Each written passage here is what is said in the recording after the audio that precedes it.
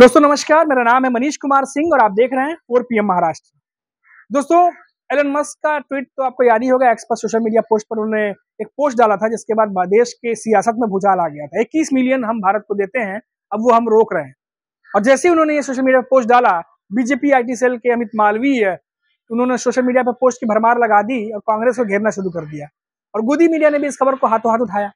लेकिन इस खबर का जिक्र मैं इसलिए कर रहा हूं दोस्तों, क्योंकि इंडियन एक्सप्रेस ने एक खबर छापी है और खबर ये कि जिस 21 मिलियन को लेकर के बीजेपी हमलावर है कांग्रेस पर या कांग्रेस हमलावर है बीजेपी पर, वो 21 मिलियन तो भारत को मिले ही नहीं, वो तो बांग्लादेश को चले गए। अब बांग्लादेश को जो 21 मिलियन मिले हैं, जो ढाका गए हैं, उसके जो खर्चे हैं वो पूरी डिटेल के साथ इंडियन एक्सप्रेस ने अपनी रिपोर्ट में छाप दी है। तो यानी कि एलन मस्क और ट्रंप प्रशासन को भी कंफ्यूजन हुआ, वहां उनको खुद ही नहीं पता है कि वो 21 मिलियन दे किसे रहे हैं। और तो और इस पोस्ट के बाद हमारे देश के नेताओं ने भी कोशिश नहीं की कि चेक किया जाए कि ये कहां आया 21 मिलियन, कहां गए हैं। नहीं, बिना किसी जांच के एक दूसरे पर आरोप प्रत्यारोप शुरू हो गए और इसमें बीजेपी सबसे आगे रही दोस्तों। जैसे ही एलन मस्क ने ये सोशल मीडिया पे पोस्ट किया, बीजेपी IT सेल के अमित मालवीय सोशल मीडिया पर पोस्ट की भरमार लगा दी और कांग्रेस को घेरना शुरू कर दिया। और अमित मालवीय के पोस्ट का हवाला देते हुए तमाम गोदी मीडिया चैनल्स ने भी रिपोर्ट बनानी शुरू कर दी और कांग्रेस को कटघरे में खड़ा कर दिया। हालांकि कांग्रेस ने भी बीजेपी पे हमला बोला और दोनों पार्टियों ने एक दूसरे पे हमला बोला, लेकिन जांच की बात जो है कि जांच बिठा ली जाए, क्रॉस चेक कर लिया जाए कि 21 मिलियन आया कहां से, गया किसे। तो सरकारों ने यह काम नहीं किया। लेकिन इंडियन एक्सप्रेस की एक रिपोर्ट छपी है दोस्तों, इंडियन एक्सप्रेस ने एक खबर छापी है। उस खबर की माने तो ये 21 मिलियन भारत को नहीं बल्कि बांग्लादेश को गया है। और बांग्लादेश में जो चुनाव हुए वह वोटर टर्नआउट बढ़ाने के लिए 21 मिलियन खर्च हुए हैं, उसकी पूरी डिटेल भी इंडियन एक्सप्रेस ने छापी है। तो क्या दिल्ली की जगह ढाका ये पैसा गया और अमेरिकन जो गवर्नमेंट है या ट्रंप प्रशासन है, क्या वो कंफ्यूज हो गई थी? अब मामला चाहे जो भी रहा हो, लेकिन इस एक मिसअंडरस्टैंडिंग की वजह से, हालांकि अगर इंडियन एक्सप्रेस की खबर की हम माने जो डिटेल पूरी छपी हुई है, तो एक मिसअंडरस्टैंडिंग की वजह से कितना बवाल मचा वो देख लीजिए आप।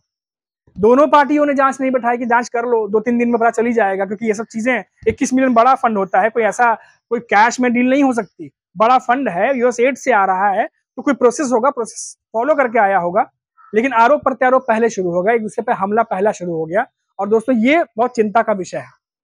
अब कांग्रेस ने एक बड़ी प्रेस कॉन्फ्रेंस की है दोस्तों, पवन खेड़ा ने, और आज बीजेपी को आड़े हाथों लिया है। पीएम नरेंद्र मोदी हो, चाहे सुरक्षा सलाहकार अजीत डोभाल या फिर गृह मंत्री अमित शाह, सबको लपेटे में लिया है पवन खेड़ा ने। प्रेस कॉन्फ्रेंस की शुरुआत में उन्होंने कहा कि झूठ बोल बोल बोल कर, चिल्ला चिल्ला कर सुनाया जाता है, जैसा कि बीजेपी करती है। लेकिन सच अगर धीरे से भी बोला जाए और उसकी इंटेंसिटी, अगर सच की इंटेंसिटी ऐसी होती है कि सामने वाला समझ जाता है।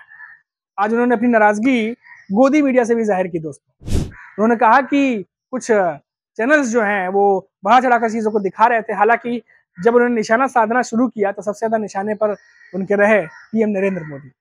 उन्होंने कहा कि ये बातें तो खैर जो बनाई गई, चलाई गई, वो तो सबके सामने है, लेकिन 21 मिलियन यूएस बांग्लादेश को दे देता है और भारत को कानो कान खबर तक नहीं होती। देश के प्रधानमंत्री Narendra Modi Ukraine Russia war रुकवा देते हैं, विदेशों में जाके पता नहीं क्या क्या तिकड़म चलाते हैं, लेकिन भारत के बगल में बसा बांग्लादेश जो पड़ोसी मुल्क है, उसे 21 मिलियन की फंडिंग की जाती है। वहां सत्ता परिवर्तन हो गया है, इतना बड़ा चेंज हुआ है और हमारे देश के प्रधानमंत्री नरेंद्र मोदी को भनक तक नहीं, सुरक्षा सलाहकार को भनक तक नहीं, देश के गृह मंत्री अमित शाह को भनक तक नहीं, नाक के नीचे इतना कुछ हो गया। इसको लेकर उन्होंने आज बहुत बड़े बड़े सवाल खड़े किए दोस्तों। पवन खेड़ा ने कहा कि अगर बांग्लादेश में कुछ होगा तो क्या उसका असर भारत पे नहीं आएगा, बहुत बड़े लेवल पे आएगा दोस्तों। और इसीलिए पड़ोसी देशों में क्या हो रहा है ये जानना बेहद जरूरी है और इस मामले में फेल रहे हैं हमारे सरकार के नेता। ये तमाम सवाल वो खड़े करते आज नजर आए दोस्तों। पवन खेड़ा की ये प्रेस कॉन्फ्रेंस जो थी आज पूरी तरीके से निशाने पर लिया उन्होंने बीजेपी को और बीजेपी के नेताओं को, क्योंकि जिस तरीके से एलन मस्क के सोशल मीडिया पोस्ट के बाद बीजेपी IT सेल के नेता सोशल मीडिया पर पोस्ट कर रहे थे और हमला करने के नए नए तरीके अपना रहे थे, आज इंडियन एक्सप्रेस की इस रिपोर्ट ने कांग्रेस को भी एक बड़ा मौका दिया बीजेपी को घेरने का और पवन खेड़ा ने वैसा ही किया। उन्होंने सवाल पूछा पीएम नरेंद्र मोदी से, उन्होंने सवाल पूछा देश के गृह मंत्री अमित शाह से और साथ ही सवाल पूछा अजीत डोभाल से। यहीं तक पवन खेड़ा नहीं रुके, उन्होंने कहा कि बांग्लादेश में हालांकि आपके दोस्त अडानी का बिजनेस भी चलता है, आपको खबर ही नहीं थी, आपके दोस्त का बिजनेस भी ठप हो गया वहां पे। अब वो पूछेंगे कि गृह मंत्रालय ने कुछ क्यों नहीं किया, सुरक्षा सलाहकार कुछ नहीं किया, तो आप क्या कहेंगे? ये तंज भी उन्होंने कसा है पवन खेड़ा ने। तो ये तमाम बातें आज हुई हैं दोस्तों, और बड़ी खबर इसीलिए है, ये चिंता का विषय इसीलिए है दोस्तों, क्योंकि एक पोस्ट कोई यूएस के बड़े बिजनेसमैन कर देते हैं और उसको बिना जांच किए, बिना उसको जो है क्रॉस चेक किए, बिना उसका तथ्य को परखे, हमारे देश के बड़े बड़े नेता जिनके हाथ में तमाम एजेंसियां हैं, वो आपस में लड़ लेते हैं, आपस में सिर्फ पटौवल कर लेते हैं 21 मिलियन फंड के नाम पर, लेकिन चेक नहीं करते कि वो फंड आया भी है कि नहीं आया है। कितनी बड़ी विडंबना है दोस्तों। पवन खेड़ा ने और एक बात कही, और वो बात थी पीएम नरेंद्र मोदी के अमेरिका दौरे को लेकर के। पीएम नरेंद्र मोदी अमेरिका गए थे, क्यों गए थे, उससे क्या लाभ हुआ, उसको लेकर भी आज पवन खेड़ा ने सवाल पूछे। उन्होंने कहा कि पीएम नरेंद्र मोदी को पहले तो शपथ समारोह में नहीं बुलाया गया, बाद में वो खुद गए थे कि उन्हें बुलाया गया था, ये तो जांच का विषय है। आप पत्रकारों को बोला कि आप लोग खोजी पत्रकारिता करके पता कर लीजिए। लेकिन पवन खेड़ा ने कहा कि पीएम नरेंद्र मोदी के बगल में खड़े होकर के डोनाल्ड ट्रंप ये कहते हैं कि मैं आप पे रेसिप्रोकल टैक्स लगाऊंगा, और पीएम नरेंद्र मोदी हंसते हैं, मुस्कुराते हैं। उन्होंने कहा कि रेसिप्रोकल टैक्स की बात कही कि जितना टैक्स आप लगाएंगे उतने हम भी लगाएंगे, और पीएम नरेंद्र मोदी हंस रहे थे। तो उन्होंने कहा कि उनकी बात पीएम नरेंद्र मोदी को समझ में नहीं आई होगी, ये वो नहीं मानते, क्योंकि वहां दो ट्रांसलेटर थे। पवन खेड़ा ने कहा कि दो ट्रांसलेटर वहां मौजूद थे, और पीएम मोदी को ये बात नहीं समझ में आई होगी, ऐसा हो ही नहीं सकता। इसके अलावा पवन खेड़ा ने F-35 को लेकर के सवाल खड़े किए कि वो F-35 जिसको खुद एलन मस्क कबाड़ कहते हैं, यहां तक कि डोनाल्ड ट्रंप ने भी F-35 पे कई बार सवाल खड़े किए थे जब वो राष्ट्रपति नहीं थे। तो ऐसे F-35 को वो भारत को क्यों देना चाहते हैं? क्या भारत को जरूरत है F-35 की?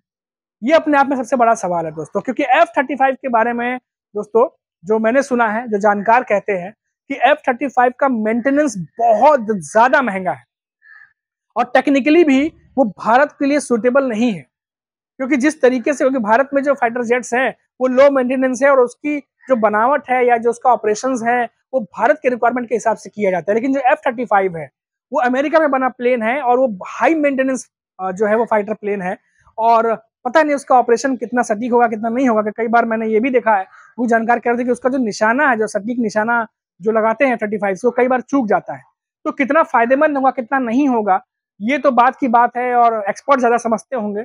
लेकिन इतना तो साफ है दोस्तों, क्योंकि हमने वो पढ़ा है कि एलन मस्क जो खुद टेक्निकली बहुत साउंड करते हैं, उनके कई सारे सैटेलाइट्स अंतरिक्ष में जाते रहते हैं, वो इस फाइटर प्लेन को कबाड़ बताते हैं। जो डोनाल्ड ट्रंप अभी राष्ट्रपति बने हैं, इन्होंने भी बहुत पहले कहा था कि F-35 को लेकर के आपत्ति जताई थी कि ये उस तरह का फाइटर प्लेन नहीं है, और अमेरिका में ये खुद ही इतना हाई मेंटेनेंस है, तो सोचिए इंडिया के हिसाब से वो कितना हाई मेंटेनेंस होगा किसी डेवलपिंग कंट्री के लिए। तो इसको लेकर पवन खेड़ा ने सवाल खड़े किए कि फिर ऐसा फ्लाइट हमें क्यों, फाइटर जेट क्यों दे रहे हैं, ऐसा फाइटर प्लेन भारत को क्यों दिया जा रहा है, मोदी को जबरदस्ती क्यों पीएम मोदी को थमाया जा रहा है वो फाइटर जेट। तो कांग्रेस ने आज जो प्रेस कॉन्फ्रेंस किया दोस्तों, आज गहराई से कई बातें कही हैं। अब देखना होगा कि बीजेपी के नेता इस पर क्या सवाल खड़े करते हैं या क्या जवाब देते हैं, इसका इंतजार भी रहेगा दोस्तों। अभी के लिए इतना ही, आप देखते रहिए 4 PM महाराष्ट्र। नमस्कार।